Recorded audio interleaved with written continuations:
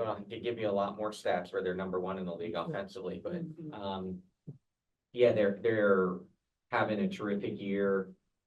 Their tempo is impressive. They're sharing the ball. They're in and out of actions. They just look real connected with that group that has a lot of veteran players and playing really well and sharing it. Obviously, Fee's injury changes the head of the snake, but they have such good players, and McBride as an all-star. Courtney Williams over the last 2 years has really, turned from a great combo guard or a great two guard in this league to a really good facilitating point guard. So still, even with Fee out, potentially, still really good guard play by them, and Bridget plays just such a key role for them. So again, you have to be on your game because they can exploit you in a hurry defensively because of their movement, because of their ability to share the basketball. So can we find some disruption tonight? Can we stay in plays? That's the key.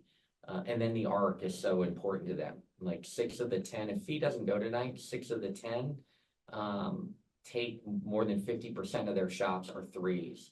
So a lot of three-point shooters on the floor for them tonight, also a key for them. Hey, Coach Jackie Ray TV.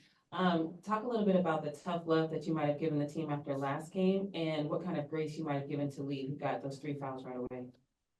Yeah, I didn't go back with Lee, not for a lack of confidence, just, wasn't her night. That foul trouble took her out. Those 3 minutes off the court early in the first half. Rolled out Azare in her debut, which was exciting for us. Wanted to see what extended minutes looked like. She is comfortable guarding Griner, has guarded Griner through the years. I thought was doing a good job, to keep BG when they don't have DT to single digits. Was a night where we were going to roll with Azare. So it just wasn't Lee's night. Bright days for sure ahead for her. Yeah, as for the tough love, obviously, I didn't feel like we played with the energy, more than anything, the energy needed to win in this league. And we know that, our margin is small. And so you can't be worrying about effort and energy in games when we need to spend our time more on schemes and what we're going to do offensively and defensively. That we didn't make shots. There's an area on the court, but I won't bore you guys with deep analytics, but outside of the 3-point line, above the top of the key, we were 2 for 20 on uncontested shots. That's 10% on uncontested shots. So once again, it's a make or miss league. It's hard to execute 2 uncontested shots in this league. And so when you get them, you have to step up and make them. And certainly we just, the other night, didn't make enough. And so they have to, build their own confidence and not lose that confidence in a game where maybe shots aren't falling. But my bigger concern was our energy. You couldn't look at how we played energy-wise from the Vegas game to the Phoenix game and feel like it was the same. Hi, Coach. Benjamin Royer, LA Times. You just mentioned energy after the game Sunday. You talked about spirit and intensity. What is that mental message to the team going into the game during, losing 9 out of your last 10 and trying to get a W today? Yeah, again, it's something that we shouldn't have to coach, right? It's something that has to be a calling card for us. We have to play spirited. We have to play with passion and energy and desire. Our margin is thinner than some teams because of our injuries and illnesses and people that are out and how young we are. So again, that message is loud and clear to them that we have 2 days off in a row after this game. We had yesterday off. So a short prep for us for this game, but we have to leave it all out there. What maybe we didn't have opportunity for crazy prep time. We have a couple of days off, so there's nothing we should be saving in the tank tonight. We should lay it all on the line. Lynx broadcasters, Sloan. Hi, Coach. Sloan and Leah B here with you with the Lynx broadcast team. I wanted to go back to Courtney and maybe what you've seen from her the last couple of years, or even like a great memory or something you appreciated from her, with your time with her that's kind of leading to this point in her career. Sloan, she seems well coached. Courtney, one of my favorite all times. I know, coaches, the cliche is, there's no favorites, but, she was an unbelievable teammate. I always had her back. Obviously brought her back to Connecticut at one point after leaving. I would defend Courtney to anyone. I remember my off-season conversations with Cheryl about what I think and believe about Courtney, and she's just an incredible X's and O's mind. Hasn't always been the most vocal in locker rooms, but when she speaks, she's tremendous and understands the game, and it's just really, really competitive. One of my all-time favorites. You knew what you were going to get. She wanted to compete. She loves to play. She will tell me and told me so many times, Coach, why can't we just play? I'll stop all these nonsense drills you like. But, she just was competitive, and love how she's adapted and really given her a second life right now. It's proven to be a really good point guard in this league over the last 2 years. And I think has done a really good job leading that Minnesota team. So just one of my all-time favorites, and would defend her to anyone. I got her back and always will. Coach, with Rickea Jackson, in what you have seen of her thus far, is there one or two things that really have jumped out at you and what is changing in her game as you coach her this season?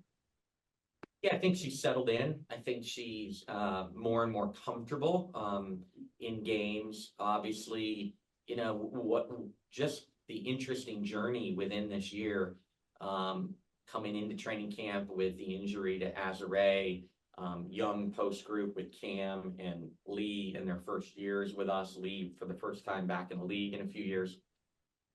She played the majority of our training camp practices at the 4. As we got into the season, we started to get her more and more minutes at the 3 and realize how well she can affect our team, but long-term wise, what a talented 3 player she can be in this league, with still the versatility to be undersized and play some different lineups at the 4. So love her confidence. She can go score the basketball. She has the ability to just make a play. She has the ability to just put the ball in the basket, and that's a luxury. She's now what I think the biggest recent improvement that you see in her, that she's able to play more extended minutes, still at the level we need her to. And so you're seeing her minutes extend from the low 20s to now she's had some games where she's gone over 30 minutes or around that 30-minute mark. And you can see that she's finding the ability to still play at the level we need her when those minutes get higher. So really excited, she's a, really, really rising star in this league, I believe, and a core piece for us as we move forward. And I know a lot of attention are on, a couple specific rookies, but she is putting together maybe a little bit more quietly, but a really, really good rookie year for us. Our wins don't have us maybe in some of the conversations, but Rickea Jackson has had a really nice rookie year here the first half of the season. Thank you.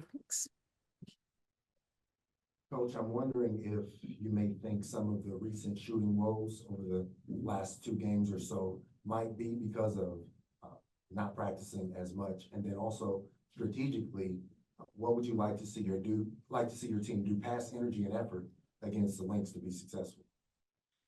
Yeah, I think, Minnesota analytically is off the charts defensively. They're not easy to play against.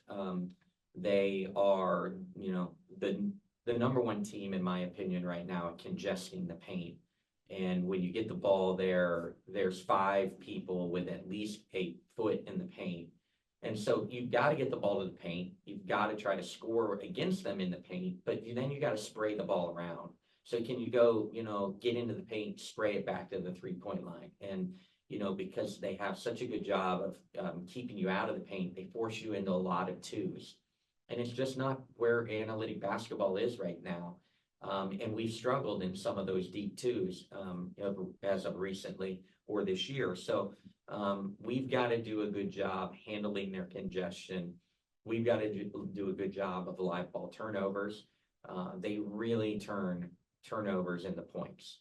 They're just terrific at that. So again, their defense is off the charts right now and is what that has them in the top 3 in the league. And so handling their defense, understanding where they're going to be. And we've shown them a lot of film from our first 2 games. We grew from the first game to the second game. We're right there under 5 minutes to go in that second game. Another opportunity for us to just keep putting ourselves in that position if we can be there in the last 5 minutes again.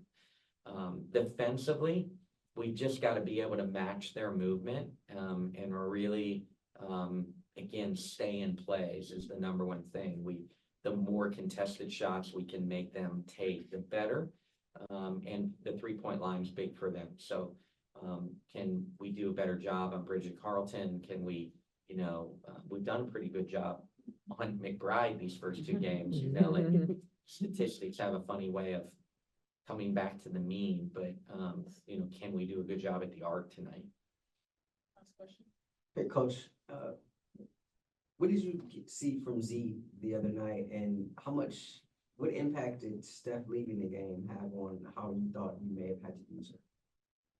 Yeah, it was a, difficult, underrated, right? When we lose Steph, she's almost a 2.5 to 1 assist to turnover ratio. She gives you another facilitator when she's on the floor. She gives you, she's an energy person, and she brings us a lot of energy. So a big loss, for Steph to be out of the game so early the other night.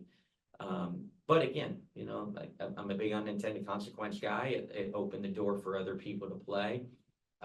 Zaya, had her opportunities and the way the game was going, the way Phoenix was defending.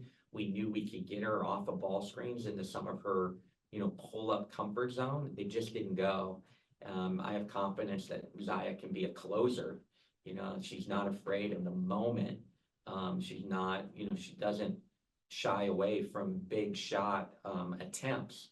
They just didn't go the other night, but I liked, I appreciated that she was fearless in big moments. It just didn't turn our direction the other night. But again, unintended consequence, you got to be ready.